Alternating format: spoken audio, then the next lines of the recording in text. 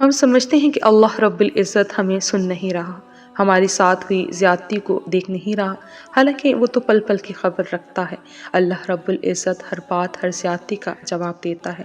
اس کا جواب جب آتا ہے تو سوال ختم ہو جاتے ہیں، مگر وہ جواب بس تب دیتا ہے جب ہم کسی کی زیادتی پر صبر کر لیتے ہیں، جب ہم خاموش ہو جاتے ہیں۔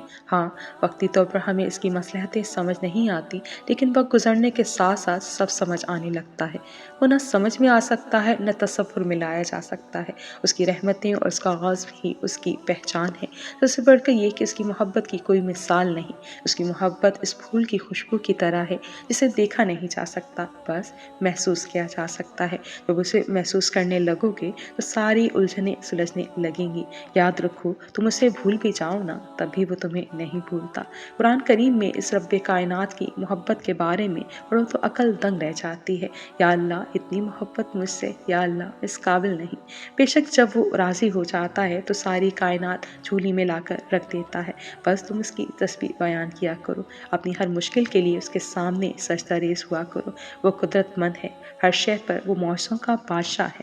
تمہارا یقین، تمہاری دعائیں ہی تمہارے حالات بدلتی ہیں۔ جب اللہ رب العزت تمہیں خود سے رجوع کرنے کی توفیق دے دیتا ہے، تب وہ قبولیت کو تمہاری دعاؤں کا مقدر بنا دیتا ہے۔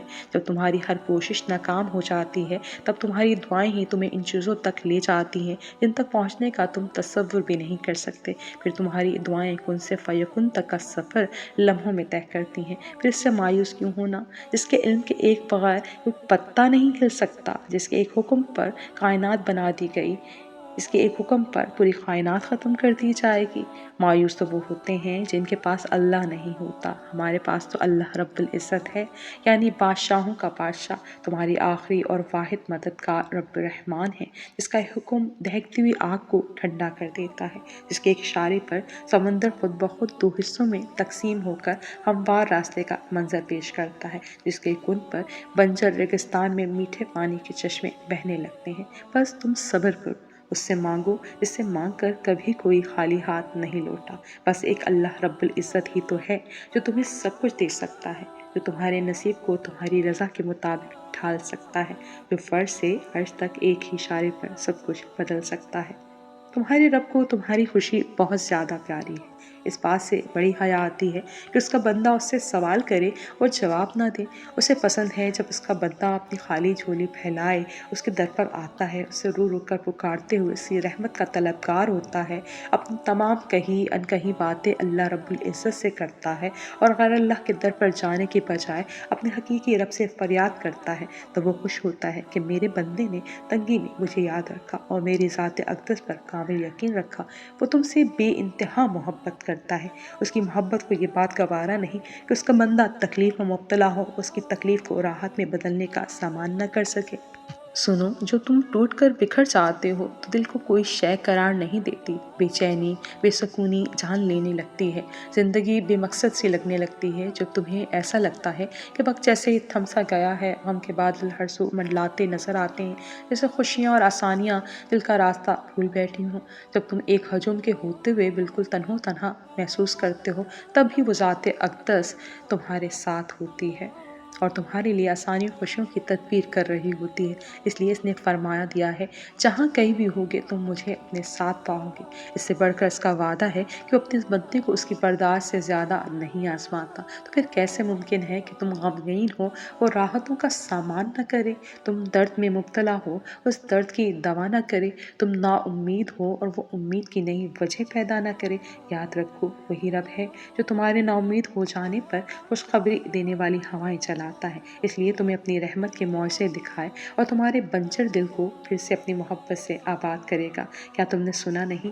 اللہ ہی ہے جو ہوائیں بھیجتا ہے، چنانچہ وہ بادل کو اٹھاتی ہیں، پھر اس بادل کو جس طرح چاہتا ہے آسمان میں پھیلا دیتا ہے اور اسے کئی تہوں والے گھٹا میں تبدیل کر دیتا ہے۔ تب تم دیکھتے ہو کہ اس کے درمیان سے بارش برس رہی ہے، چنانچہ وہ اپنے بندوں میں سے جن کو چاہتا ہے وہ بارش پہنچاتا ہے، وہ اچانک خوشی منانے لگتے ہیں، حالانکہ اس سے پہلے جب تک ان پر بارش نہیں برسائی گئی تھی وہ ناامید ہو رہے تھے۔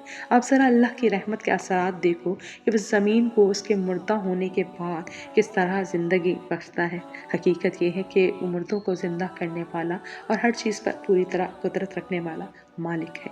مت بھولو کہ ناممکن اور نامکمل سے کہیں آگے اس کے کن کی رسائی ہے۔ جسے وہ وقت گزر گیا ویسے ہی یہ وقت گزر جائے گا۔ یاد رکھو، ہم کبھی بھی ہمیشہ کے لیے نہیں ہوتا۔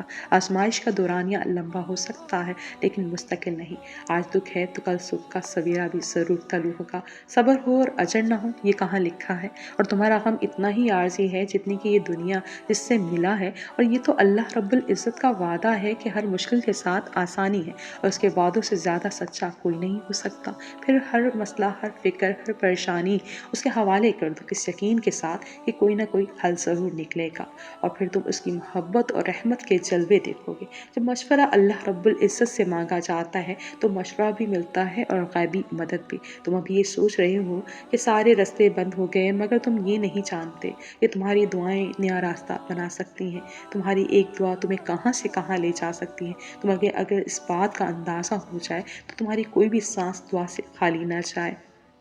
یاد رکھو، دعائیں کبھی بھی رد نہیں کی جاتی، بلکہ دعاؤں کی قبولیت کا وقت مختلف ہوتا ہے۔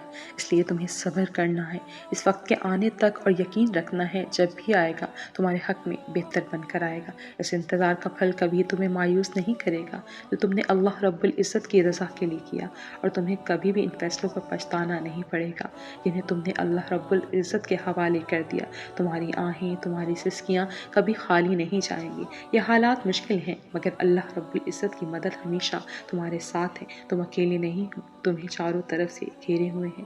وہ تمہیں وہاں سے عطا کرے گا جہاں سے تم نے کبھی گمان بھی نہ کیا ہوگا۔ یقین رکھو، معجزے ہمیشہ صبر کرنے والوں کے لیے ہوتے ہیں، اور تمہارے رب نے فرمایا، مجھ سے دعا کرو میں قبول کروں گا۔ دعا کرنا کبھی مت چھوڑنا، خاص طور پر جب دعا کرنے کی کوئی وجہ نظر نہ آئے۔ اس رب کائنات کو آواز دینا اور بتانا کہ تم اب بھی مایوس نہیں ہو، تمہیں اب بھی اس کے معجزوں کا انتظار ہے، تم نے ابھی بھی نصیب سے ہارنا نہیں سیکھا۔ جو اللہ رب العزت سے رابطے نہیں توڑتے، اللہ بھی ان سے وابستہ رابطوں کو ٹوٹنے نہیں دیتے۔ وہ جانتا ہے کہ تم پر کیا کیفیت گزر رہی ہے۔ وہ جلد ایسی مدد بھیجے گا کہ تم مطمئن ہو جاؤ گے، اور جب تمہاری دعاؤں پر راضی ہو جاتا ہے تو وہ یہ نہیں دیکھتا کہ دنیا اس چیز پر مطمئن ہے یا نہیں، اس کو اس بات سے کوئی فرق ہی نہیں پڑتا۔ اس دعا کی قبولیت میں کتنی رکاوٹیں ہیں، وہ جب ارادہ باندھ لیتا ہے تو ناممکن کی ساری گرہیں اپنے آپ کھل جاتی ہیں۔ بس بے خوف ہو جاؤ، ان باتوں سے بے پرواہ ہو جاؤ، ان کا علم اللہ رب العزت کے سوا کسی کو نہیں۔ اس کی رحمتوں کو یاد کرو اور ذہن نشین کر لو، تمہارا رب ہر چیز پر قادر ہے۔ دعا کی فضیلت تو اتنی ہے کہ اللہ رب العزت کو دعا سے بڑھ کر کوئی چیز محبوب نہیں۔ سیدنا ابو سعید خدری رحمۃ اللہ علیہ سے روایت ہے کہ رسول اکرم صلی اللہ علیہ وسلم نے فرمایا، کوئی بھی مسلمان جب کوئی ایسی دعا کرے جس میں کوئی گناہ اور قطع رحمی کی بات نہ ہو تو اسے شخص کو 3 میں سے ایک چیز ضرور عطا کر دی جاتی ہے۔ یا تو اس کی دعا فوری طور پر قبول کر لی جاتی ہے، اس دعا کو آخرت کے لیے منظور کر لیا جاتا ہے، اس دعا کے باعث کسی ایسی آنے والی مصیبت کو ٹال دیا جاتا ہے۔